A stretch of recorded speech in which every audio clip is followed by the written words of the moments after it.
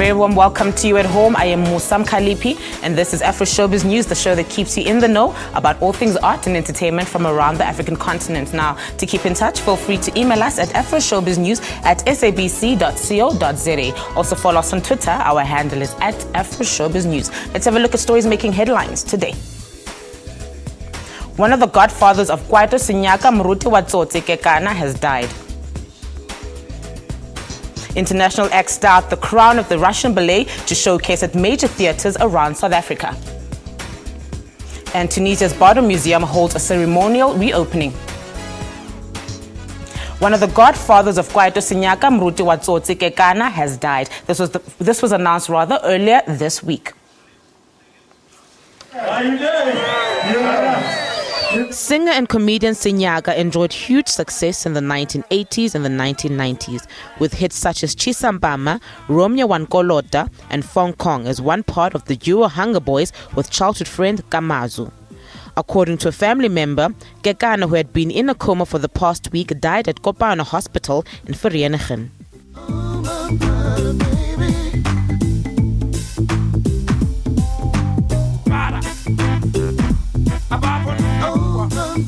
Sinyaka is popularly known for his movie Mruti Watsotsi. He starred as a pastor in the feature film and its spin-off television series Confessions to Mruti Watsotsi. The creativity of Sinyaka's work was unmatched. Last year, Sinyaka released his first album in many years, a 12-track offering aptly titled I Am Back. Sinyaka, who was 58, leaves behind 2 children, a boy and a girl, 2 brothers and 2 sisters.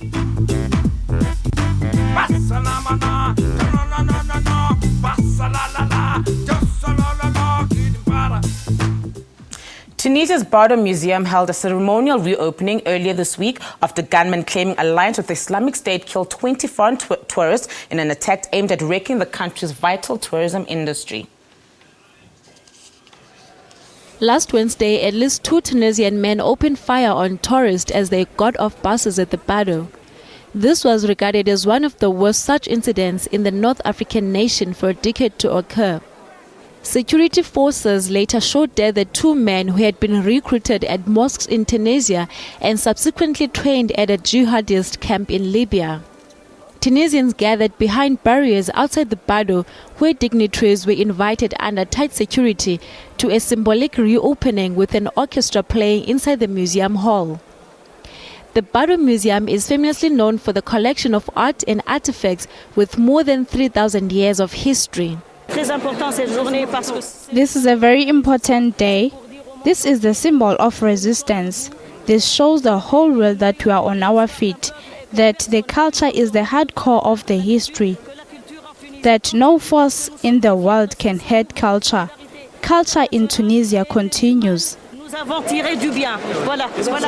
A number of Tunisian and foreign visitors to an international forum also marched in the capital Tunis to show solidarity with the Bardo victims, who included Japanese, Spanish, Italians and Colombians.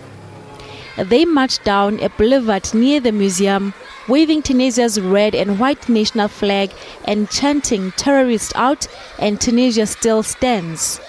This is the response and a challenge. Everyone wants to carry the challenge with us. It is not because our friends want to express solidarity with us that we will leave them. They did not abandon us by becoming in such numbers, by expressing their solidarity and their friendship. As for us, we have to rise to the challenge and be on the front foot. Tunisia's tourism minister has said only 3,000 cancellations had been received since the killings, but the impact is likely to be much greater than that. A number of cruise lines have already announced that they will suspend visits to the country, meaning thousands less visitors in the months ahead. Last year, some 6 million tourists came to Tunisia, generating around 2 billion in revenues. Tunisia has since been hailed as a model for compromise politics between secular and Islamist politicians, approving a progressive new constitution and holding presidential and parliamentary elections last year. The museum will remain closed to the public until this weekend. The first South African robot movie titled Chappie was officially opened in the United States of America. This is a week ahead to its South African release. Chappie is the story of a robot who's raised by the Antwoord and ends up fighting Vincent Moore, played by American actor Hugh Jackman. In an effort to combat the high crime rate in Johannesburg, the South African Police Force purchased robots from weapons manufacturer Tetraval in order to combat crime. The robot's inventor Dion Wilson is praised for Tetraval's success, while engineer Vincent Moore grows jealous after funding is cut for his own attack robot Moose. We don't want this. It's expensive, it's big, and it's ugly. The Scouts are a huge success. Stop worrying about these pet projects. I think I've cracked it. This is a new kind of life form, a new step in evolution. Chappie is Blomkamp's third feature-length film as a director. He wrote the screenplay along with his wife Terry Tatchell, who also co-wrote District 9, a film about aliens that invade Johannesburg. Filming began at the end of October in 2013 in Johannesburg, South Africa, and was completed in February 2014. Yeah, it's yours. Chappie's got stories. Chappie's got a book. Anything you want to do in your life, you can do. Write poetry, have original ideas. Chappie wants to paint. Wow. The name of the weapons company in Chappie, Tetraval, is a reference to Blomkamp's 2003 short film of the same name, which centers on a police robot in Johannesburg. Destroy that robot. Burn it to ash. Something of great danger headed our way now. Let's go for a quick ad break, but stay tuned for more.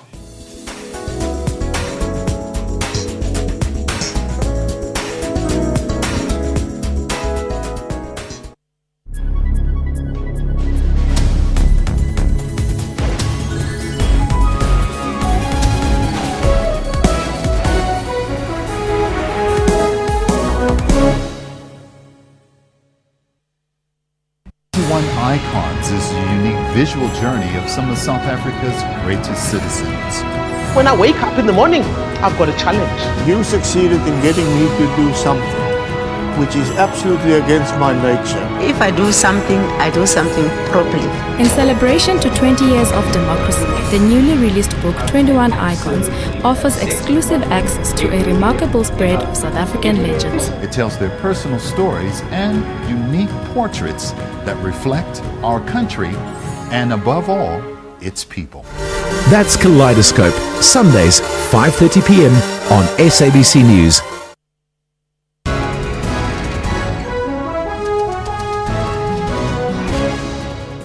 Scientists are confident they have found the source of the outbreak, a bat colony in southeastern Guinea. Meanwhile, a US drug manufacturer has announced that it has started clinical trials of an experimental Ebola vaccine. And this is the first examination in the country to have that high level of quality. And for us as a province to be number one is indeed exciting. Another test victory. Victory number 2 in this series, punched away for 4. Brent crude oil that we import for our fuel falling below $50 a barrel today. Now that's for the first time in about 5.5 years. The Lagos skyline is a static scene, but on the streets of Nigeria's capital, change is afoot. This is now Africa's biggest economy. For all your business news, stay tuned to your favorite channel, SABC News, at 1 Monday to Friday.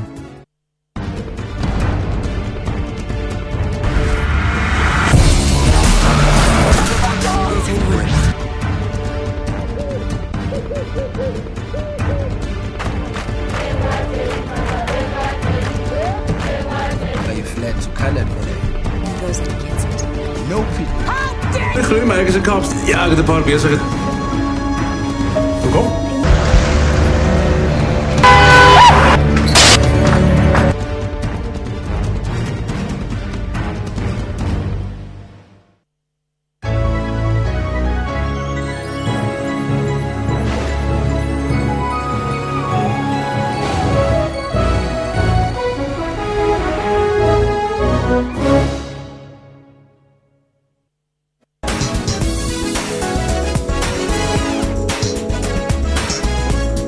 Welcome back. The international act styled The Crown of the Russian Ballet will be showcasing at major theatres around South Africa. The event starts on the 25th of April until the 9th of May.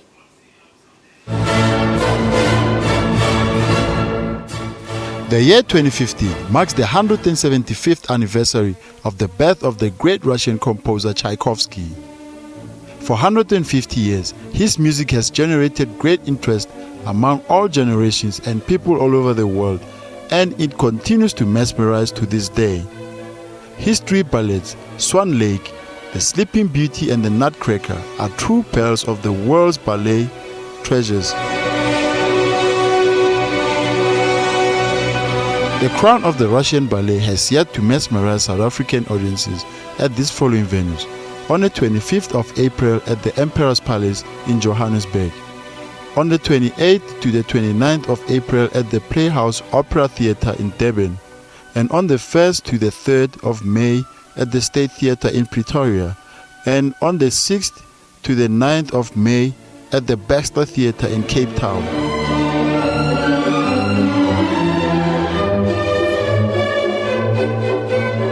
To date, it is difficult to calculate the number of people who visited performances by the Moscow Ballet. But since its foundation, the company has given 983 performances.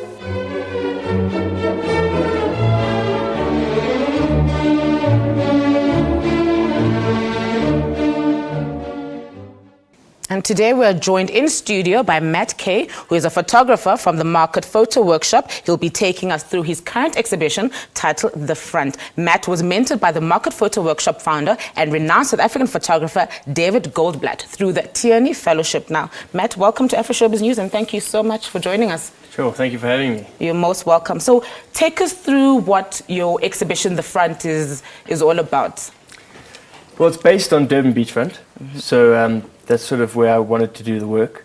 But I ended up going there just because as a child I'm from Natal originally, so I had an idea of what Durban beachfront was. But I'd also been working with public spaces in Johannesburg, specifically shopping centres, so I got quite interested in public space. And I hadn't been back to Durban since they built the new promenade for the World Cup in 2010. So I got very interested in that as a public space, and then so I went down to document this new space, a sort of new South African space, and sort of how that was playing out at the moment, because as opposed to how I remember it as a child and sort of what I expected to see as opposed to what was there. Yeah, now out of all the places you could have gone to take pictures of, why did you specifically think that Durban was fitting, for this exhibition? Well, I think to be honest, that the beach is a really interesting place. It's just to start with, because people act very differently at the beach. People do things they wouldn't normally do. People wear things they wouldn't normally wear, and sort of no one owns the beach. It's no man's land, so there's no real rules. So everyone has their own idea of what they expect the beach to be and what they want to get from their experience at the beach. So there's all these different factions of people using that one space for their own purpose. Well, I found that really a very interesting thing. And Durban itself has got a history of a tourist destination, but it's also a city where people live. So there's this sort of conflict between, not conflict's the wrong word, but there's a dynamic between people who live there and people who visit there, and sort of using that space specifically for one purpose and getting in and getting out of people that live there every day. Yeah. So it was a very interesting public space that I found.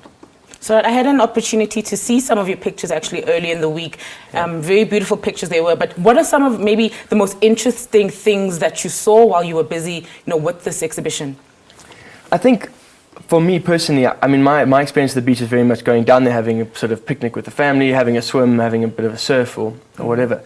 So, but you tend to go sort of, mid-morning. What was really interesting to me was the different times of day, what different uses there were for this specific patch. So for me, what was really eye-opening to me was the sort of religious use of the beach and the kind of spiritual connotations of the beach. And it became an eye-opening thing, because you get there at 9 and that's finished and you didn't even know that it had happened. So I found that really interesting. And also, I think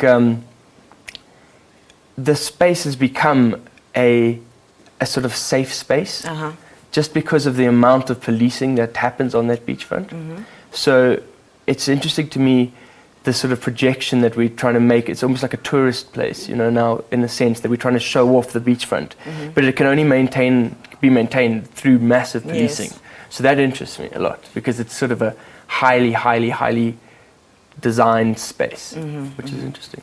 So, Matt, this exhibition is part of you did this exhibition as part of your Tierney Fellowship. How were you picked for that? How did that come about? Well, so the Tierney Fellowship is a mentorship program that they take a student from Michaelis, from Wits, and from the Market Photo Workshop. And so you go through an application process. I mean, this was the third time I'd applied for it. It wasn't, so it's sort of, you go through an application process, and then once you're selected, you suggest who you would like to work with, as in with regard to a mentor, and hopefully, if you're lucky, you can get who you ask for. And then how was your experience, under this fellowship? Yeah, really. I think it's a really just personally, it was quite tricky in one sense, in that I tend to really like working by myself, and just getting on with it in my own way. But with the mentorship program, you have a series of critique sessions with industry professionals, and of course you've got your mentor that you have to work with as well. So, referring back and slowing down, and then sort of, because I tend to shoot frantically and then take a long time to edit.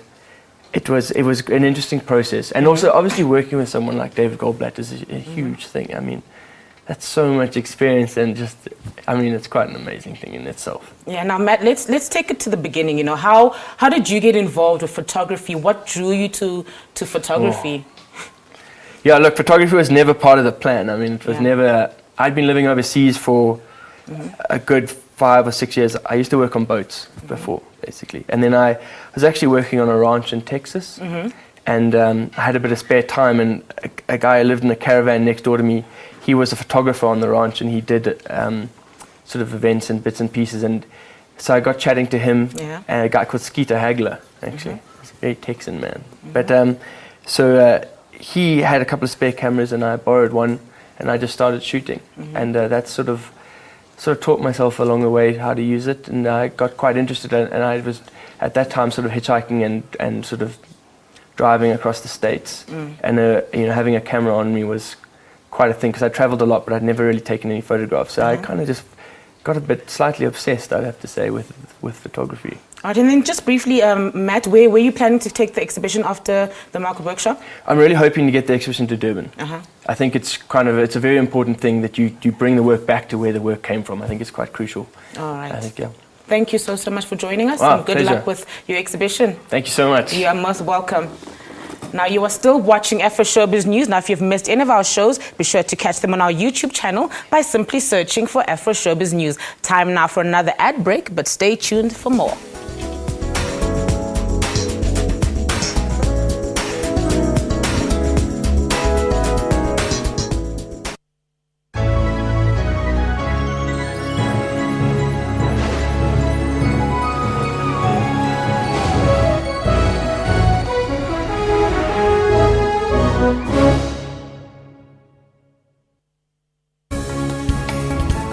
Eskom could miss a deadline for a crucial step towards turning on the Medupi power station.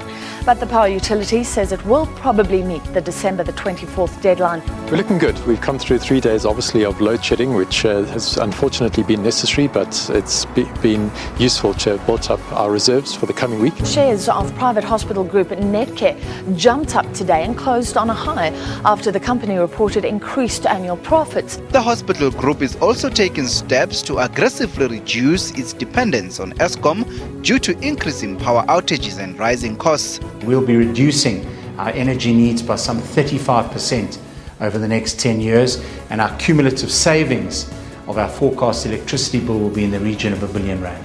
So we're doing something very constructive about the challenges we're facing at the moment. That's Business News, weekdays at 6 p.m. on SABC News.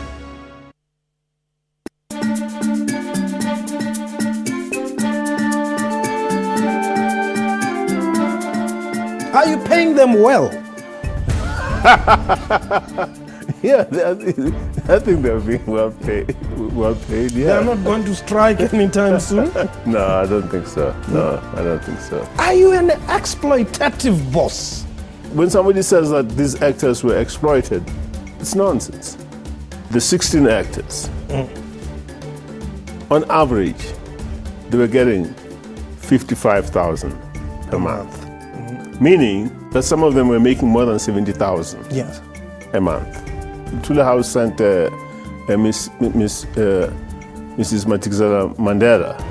She was shocked how much the actors were making. In fact, her response was, "Ha, they're making more money than MPs." But that's what they were saying, that you don't allow them to. No, that's not true. Sophie Ndaba is with a very lucrative wedding business. She does commercials for Cell C. Do you think that she would have gotten those jobs without generations? I made her famous for her to get that Cell C job. Watch Question Time with me, Mpho Tsedu, Monday to Thursday at 5:30 p.m. on the SABC News Channel.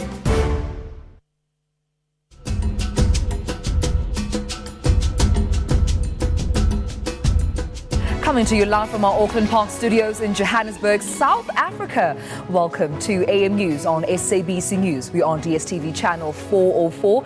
Thank you so much for joining us this morning. We'll be taking you through all the developing stories, all the leading stories in South Africa, in the continent of Africa and the rest of the world. The power utility has attributed the current wave of load shedding to what it has described as unforeseen technical problems at current power stations. Eskom has warned that there is a risk of a total blackout if consumers do not use electricity sparingly.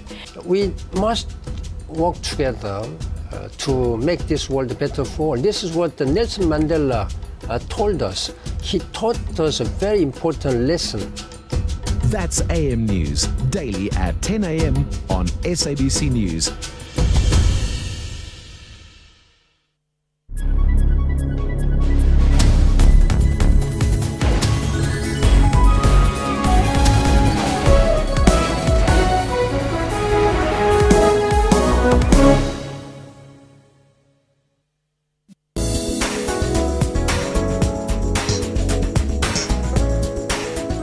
And welcome back. South African documentary The Shawbreak will feature at the Hot Docs Canadian International Documentary Festival in Toronto, Canada. The festival runs from the 23rd of April to the 15th of May.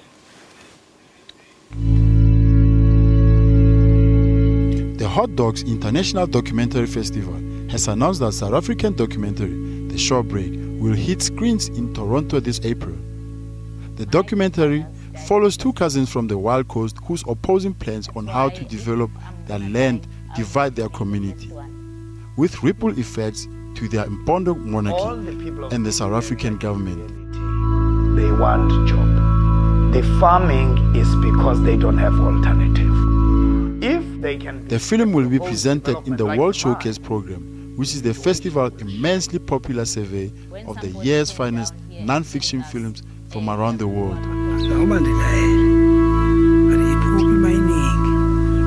The film is currently on the festival circuit, having screened in the Netherlands and France, with Belgium being its next stop. It recently won Best Feature Length Documentary at 5 in Paris. It'll never be the same. We have now come to the end of our show, but be sure to catch the repeats every Sunday at 2 a.m. and again at 1:30 p.m. We'll be playing out with DJ Fisherman's song titled Call Out. And from me and the rest of the team, it's thank you and goodbye.